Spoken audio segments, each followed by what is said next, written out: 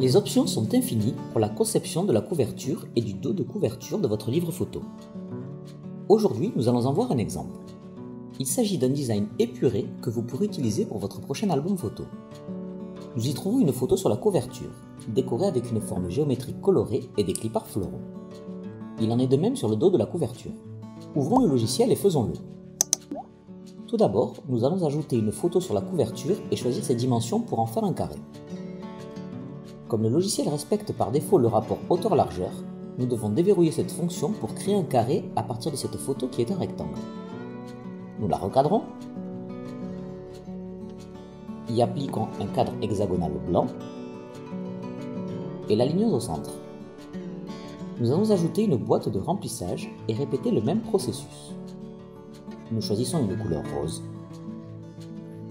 créons un carré plus grand à partir de celui-ci et y appliquons un masque hexagonal. Nous le plaçons près de la photo, légèrement déplacé vers le coin inférieur droit et l'envoyons à l'arrière-plan. Nous copions et collons la boîte de remplissage,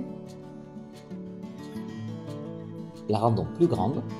Comme nous voulons garder le même rapport hauteur-largeur, nous activons cette fonction. Nous la déplaçons vers le dos de la couverture et l'alignons verticalement au centre. Il est maintenant temps de passer au clipart. Nous allons placer celui-ci sur le dos de la couverture et l'aligner sur le bord gauche et le centrer verticalement. Nous incluons maintenant un clipart différent avec le même style. Nous le rendons plus petit et le plaçons de ce côté de la photo.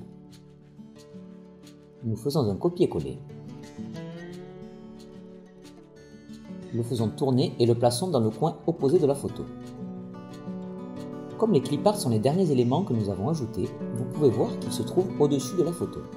Nous voulons qu'ils soient au-dessus de la boîte de remplissage, mais pas au-dessus de la photo. C'est pourquoi nous devons placer la photo au-dessus. Avec le bouton droit de la souris, nous sélectionnons la photo, puis l'envoyons en premier plan.